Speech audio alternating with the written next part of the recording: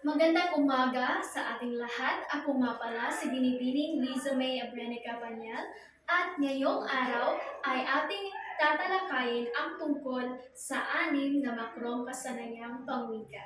Ang una na riyan ay tungkol sa pakikinig. Ang pakikinig ay isang makrong kasanayan kung saan ito ay ginagamitan ng sensory, pakikinig at pag-iisip. Katulad na lamang ng ating ginagawa ngayon na kayo ay nakikinig sa akin habang ako ay nagsasalita sa inyong harapan. Plus, mayroong mga layunin ang pakikinig. Ito ay para malibang. Halimbawa na lamang ito ay ang pakikinig ng mga dula sa radyo o di kaya ay panunood sa telebisyon. At ang pangalawa naman ay upang makapagnilay-nilay o makapag-isip. Katulad na lamang ng pakikinig ng mga sermon ng pari o di kaya ay ng pastor. At ang pangatlo naman ay upang makaligong ng impormasyon at kaalaman. Halimbawa ay pakikipagpanayam sa ating kapwa-tao. Sa pamamagitan nito ay nakakakuha tayo ng mga impormasyon galing sa ating kapwa. O di kaya ay pagsali sa mga seminars at pakikinig ng mga lecture ng ating mga guro o di kaya ng mga tao na nagbibigay sa atin ng bagong kaalaman na ating magagamit at ma-apply sa ating mga sarili. At ngayon ay dumako naman tayo sa mga uri ng pakikinig. Una na riyan ay ang informative. Ito ay nakakalap ng impormasyon ang isang taga-pakinig. At ang pangalawa naman ay ang pangkasiyahan, kung saan ginagawa ito upang maaliw at maging masaya ang isang tagapakinig. At ang pangatlo naman ay ang kritikal, kung saan lagi itong may kaakibat na pagsusuri. At ang pang-apat ay ang pasibo, kung saan ikaw ay nakikinig lamang sa nagsasalita, ngunit wala ka namang nauunawaan sa kanyang mga sinasabi. At ang pang-lima naman ay ang evaluative. Isinasagawa ito upang matutunan ng tagapagkinig na mag-analisa sa mga sinasabi ng ating mga guro o di kaya kung sino man na nagbibigay sa atin ng impormasyon upang mas maunawaan pa natin ng malalim kung ano talaga ang kanilang nais iparating sa atin. At ang pang-anim naman class ay ang reflective, kung saan ito ay ang pakikinig na may layuning maitaas ang sarili sa isang tao, ng isang tao. At ang pang-pito naman ay ang empathic. Nagaganap ito kung nakikinig tayo sa isang taong may suliranin. Katulad na lamang kung ang ating kaibigan ay may pinagdadaanan, doon natin ito na-apply na nakakaramdam tayo kung ano ang kanyang nararamdamang kung halimbawa nito, kung nasaktan ba siya or maligaya ba siya, katulad niyan, nakiki-empathize tayo sa kanya. At ang pang-walo naman class ay ang meta-comprehension, kung saan ito ang pinakamataas na uri ng pakikinig. Ngayon class ay kung mayroong mga uri ng mga pakikinig, ay mayroon ding mga uri ng tagapakinig. Ito ay ang una, ang eager beaver, kung saan pangiti-ngiti o tango ng tango habang nakikinig. At ang pangalawa naman ay ang sleeper, nauupo sa isang tahimik na sulok ng silid. At ang pangatlo naman class ay ang tiger, laging handang mag-reak sa anumang sasabihin ng nagsasalita. At ang pang-apat ay ang bewildered. Kahit anong pilit ay walang maintindihan sa naririnig. At ang panglima naman class ay ang Froner. Lagi nilalang may tanong at pagdududa sa nagsasalita. At ang pang-anim ay ang Relax. O nakikita sa kanya ang pagkakalmado or kawalan ng interes sa pakikinig. At ang pang-pito naman class ay ang BCB, kung saan isa siya sa pinakaayaw ng tagapakinig. Abala siya sa mga ibang gawain. Hindi siya nakikinig sa nagsasalita. Pagkos ay marami siyang ginagawa na wala namang kaugnayan sa sinasabi ng tagapagsalita. At ang pangwalo naman class ay ang two-ear listener, kung saan ito ang pinaka-epektibong ng tagapakinig sapagkat nakikinig talaga siya sa sinasabi ng taong nagsasalita at inaanalisa talaga niya kung ano ba ang sinasabi ng mga nagsasalita sa kanyang harapan, katulad na lamang ng kanyang mga guro. At ngayon class ay dumako naman tayo sa pagsasalita, kung saan sa apat na makulong kasanayang pangwika, ito ang kauna-unahang natutunan ng tao. At mayroon itong mga uri. Ang una na riyan ay ang memoryado o sinaulo ito ng talumpati, kung saan na-memorize talaga ito ng tagapagsalita kung ano ang kanyang gustong sabihin. Pinaghandaan talaga niya. At ang pangalawa naman ay ang impronto, kung saan biglaan itong talumpati. Wala siyang paghahanda dito. Impronto, ngayon talaga niya ginawa. Wala siyang paghahandang ginawa, kundi biglaan talaga ang kanyang pagsasalita. At ang pangatlo naman ay ang extemporaneous. Mayroon itong kahandaang taglay. Pinaghandaan talaga niya kung ano ang kanyang gustong sabihin sa kanyang mga tagapakinig. At ngayon, ang pang-apat naman class ay ang pagbabasa ng isang itinakdang papel o pagbasa ng may sinasabi na lamang ang kanyang sasabihin or binabasa niya ang kanyang sasabihin sa kanyang mga tagapakinig. In short, is nilista talaga niya na maigi ang kanyang mga gustong sabihin or gustong iparating sa kanyang mga tagapakinig. At ang mayroong mga katangian ang isang mahusay na tagapagsalita. Ang una na riyan ay ang tinig or tumutukoy ito sa boses na siyang itinuturing na pinakapuhunan ng tagapagsalita, kung saan katulad na lamang ng ating sa atin na mga estudyanteng guro, ang pagsasalita ang ating boses, kaya nararapat lamang na kapag nagsasalita tayo ay ito ay malinaw upang mas maintindihan ito ng ating mga estudyante. At ang pangalawa naman ay ang likas or tindig. Ang pinatutungkulan dito ay ang kung paano dalhin ng isang tao ang kanyang sarili, kung paano siya tumayo, ang kanyang postura kapag nagsasalita siya, sapagkat ito rin ang isang palatandaan na ikaw ay confident kung sa English pa. At ang pangatlo naman ay ang kumpas. Ginagamit ito upang hindi siya magmukhang tuod o robot. At ang pang-apat naman ay ang kilos o galaw. Kinakailangan na kontrolado ang bawat pagkilos. Hindi yung basta-basta ka lamang na kumikilos dahil gusto mo. Dapat magmukha kang presentable kapag nasa harapan ka ng iyong mga tagapagsalita. At ngayon ay dumako naman tayo sa mga kasanayan sa pagsasalita. Ang una na riyan ay ang pagtatalumpati, kung saan ito ay pagpapahayag ng may layunin na makaakit at makahikayat sa mga nakikinig.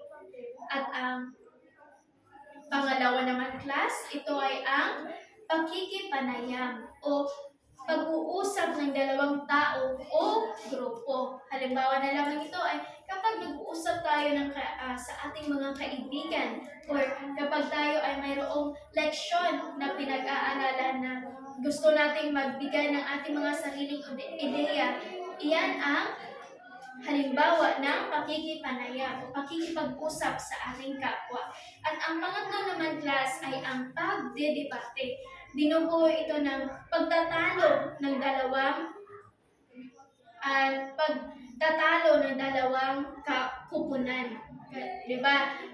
Na-experience natin ito noong tayo pa ay nasa ating sekundarya na mayroon ang ating guro ay bibigyan tayo ng isang topiko at ang dalawang kupunan ay ito ay ang negative or positive or kung sa Tagalog sila ay sang-ayon ba or hindi sang-ayon sa topikong ito at pagdidebatihan nila ito kung sino ba talaga ang tama or kailangan mo dito kailangan mo talaga dito na makumbinsi ang iyong mga kupunan, iyong katunggali na tama ang sa inyo upang hindi kayo matalo. At ang pang-apat naman class ay ang pakikipag-usap o pagpapalitan ng damdamin at kaisipan. Halimbawa na lamang yan is kapag nakikipag-usap tayo sa iba't ibang tao, nakikipag-palitan tayo sa kanila ng mga ideya or kung ano ang nasa sa ating saloobin. At ang panglima naman class ay ang pagkukwento. Ito ang uri ng salaysay na may pangyayaring totoo o kathang-isip lamang. At ang anim ay ang pagpapatang talakayan. Paraan ng pagpapalitan ng mga opinyon. Kagaya ng sinabi ko kanina, kapag halimbawa na lang ito is kapag nag-aaral kayo ng iyong mga kaibigan upang mas maintindihan nyo pang mabuti ang iyong mga leksyon na pinag-aralan. At ang pang-pito naman class ay ang pagbabalita o paglalahad ng pang-araw-araw na pangyayari sa ating lipunan. Kalamitan natin itong nakikita sa ating mga telebisyon o di kaya naririnig natin sa ating mga radyo. Kung ano nga ba ang nangyayari na sa ating paligid. At ang pang-walo naman class ay ang pag-uulat.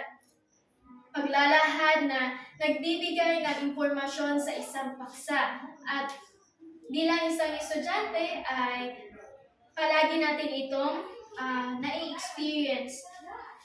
Dahil binibigyan tayo ng ating mga guro ng mga paksa na tayo mismo ang magtatalakay nito sa ating mga kaklase upang maintindihan rin nila ito. At isa rin ito na kung sa English pa ay training sa ating sarili upang mas ma-improve pa natin ang ating pagsasalita sa harapan or sa maraming tao. At ang pang-siyam naman class ay ang sabayang pagbigkas o sabayang pagbabasa o pagbigkas ng malakas na isang pangkat. At yon ang mga uri ay katangian ng pagsasalita. Ngayon ay pumunta naman tayo sa pagbabasa.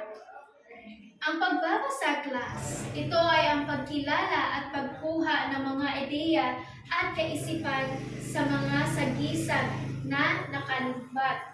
Kalimitan natin ito nababasa sa mga libro, sa mga artikulo at marami pang iba na nakakukuha tayo ng impormasyon at kaalaman. May mga teorya ang pagbabasa class. Ito ay ang bottom-up, kung saan ito ay ang pag-unawa. Ang pag-unawa ay nagsisimula sa teksto o tinatawag itong bottom at patungo sa bumabasa o tinatawag itong up. At ang pangalawa naman class ay ang top-down o tinatawag din itong teoryang inside-out or conceptually driven. At ang pangatlo naman class ay ang interactive. Ito ay nagpapakita ng interaksyon sa pagitan ng manunulat at ng mambabasa. Ngayon, tumungo naman tayo sa mga uri ng pagbasa. Ayon sa layunin, una na riyan ay ang skimming, kung saan pinaroonan o pinakamabilis na pagbasa na nakakaya ng isang tao. At ang pangalawa naman class ay ang scanning, kung saan naghahanap ng isang tiyak na impormasyon sa isang pahina. Ngayon ay ang tumungo naman tayo sa pagsulat. Ang pagsulat class, ito ay kapwa pisikal at mental na aktibidad na ginagawa para sa iba't ibang layunin. Maging ang layunin man ng iyong pagsulat ay upang maipalabas lamang ang iyong mga saloobin o upang makapagbigay ng impormasyon sa ibang tao. May mga uri ng pagsulat, tulad na lamang ng academic, kung saan ginagamitan ng intellectual na kasanayan na naglalayong maipahayag ang mas mataas na kaalaman ng may batayan at pagsusuri. Halimbawa nito ay pagsulat ng pamamanahong papel. At ang pangalawa naman ay referensya, kung saan nakatuon ito sa pinagpupunan o batayan ng pagsulat. Halimbawa nito ay thesis. At ang pangatlo naman class ay ang teknikal, ang uri ng pagsulat na kung saan ang manunulat ay nagbibigay ng direksyon. At ang pang-apat ay ang journalistic.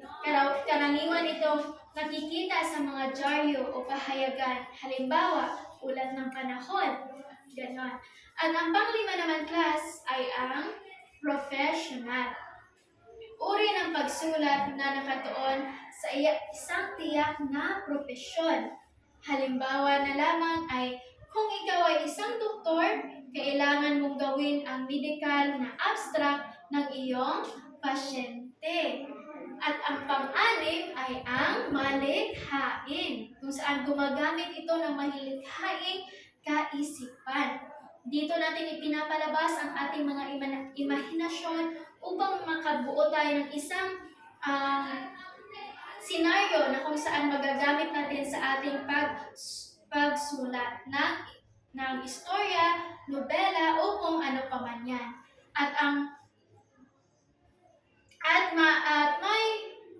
Maaring ang imahinasyon ay fiction o di kaya ay di-fiction. Ibig sabihin is makutotohanan ba ito o hindi makatotohanan? Kung gawa-gawa lamang ba ito o nangyari ba talaga ito sa totoong buhay? Ngayon class, ay pumunta naman tayo sa panunood. Ang panunood class, ito ay ang proseso ng pagmamasid ng manunood sa pagpalabas ng video recording at iba pang visual media upang magkaroon ng pag-unawa sa mensahe o ideya na nais iparating nito.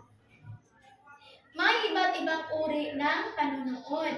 Ito ay ang diskriminatibo, paggamit ng opinion o prejudice na panunuri. At ang pangalawa naman ay ang casual o panlibang, o informal na pamamaraan.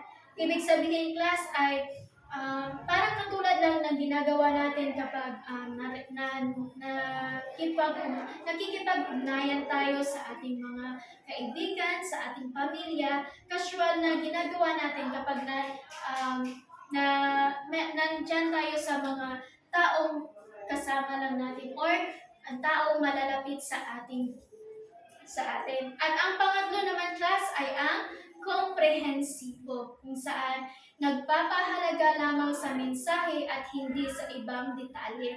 Ibig sabihin ay kagaya na lamang ng kapag bumabasa tayo ng istorya, sinasabi ng ating mga guro na kung ano ang mga nakuha natin sa istorya. Katulad lamang yan ang komprehensibo, kung saan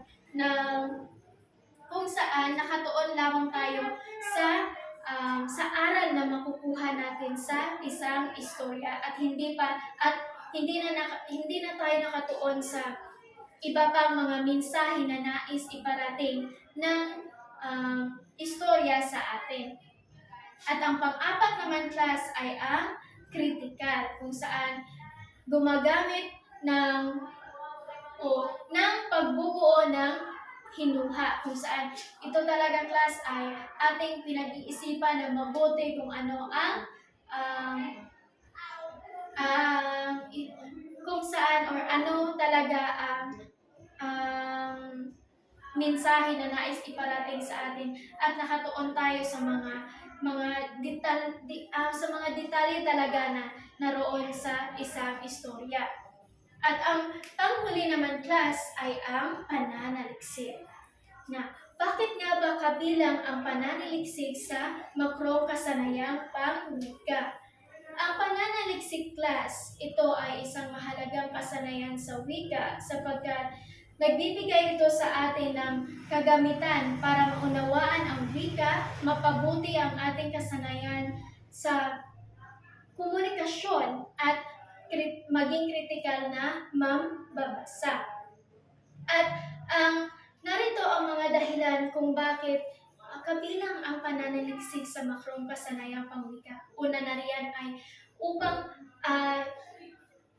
sa pamamagitan ng pananaliksik, mas nauunawaan natin ang ating wika, particular na ang wikang Filipino. At ang pangalawa naman ay ang paggamit ng wika sa akademiko. Sa pamamagitan ng pananaliksik, mas mapapalawak pa natin ang ating kaalaman, lalong-lalo na sa aspeto ng ating academics or akademiko. At ang pangatlo naman ay ang pagpapabuti ng komunikasyon. Lalo na sa ating mga estudyante, kailangan talaga na mas mahusay ang ating komunikasyon upang hindi tayo mahiya na maipalabas ang ating mga sariling saloobin or opinion sa ating kapwa-tao. At ang pang-apat naman ay ang pagpapaunlad ng pagsulat. At ang pang-anim ay ang pagiging kritikal na mambabasa. Napakahalaga talaga nito upang mas maunawaan pa natin ng mabuti ang ating mga binabasa at hindi lamang tayo nagbabasa, ngunit inuunawa rin natin ang ating binabasa sapagkat sa pamamagitan nito ay mas madadagdagan pa ang ating kaalaman. Kaya, class, napakahalagang pahalagahan natin ang makrong kasanayang pangwika dahil sa pamamagitan nito ay mas mapapaunlad pa natin ang ating sarili at mas mapapahusay pa natin ang ating mga kasanayan dito. At bilang isang estudyanteng guro, nararapat lamang na tayo ay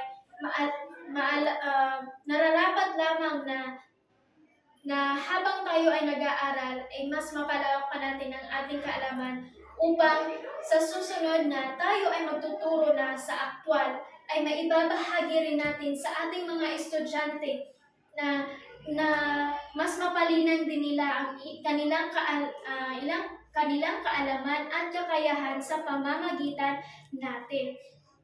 Kaya habang tayo ay nag-aaral pa, ay pagsikapan natin mapalinang ang ating kakayahan din upang mas maging produktibo at epesyente pa tayo mga guro sa pagdating ng pagkakataon.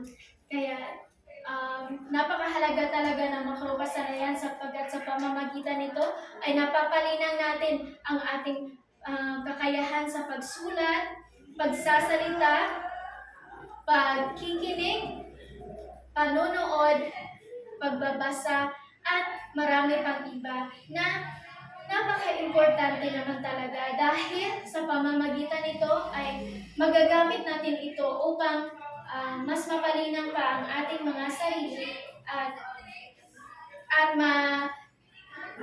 maibahagi rin natin ang ating kaalaman na natutuhan dito sa ating pag-aaral sa magiging mga estudyante natin balang araw. At yun lamang, maraming salamat sa inyong pakikinig. Nawa ay marami kayong natutunan sa aking tinalakay ngayong araw na magagamit rin ninyo sa inyong sarili at naway nagkaroon kaya magandang araw sa inyong lahat. Maraming salamat.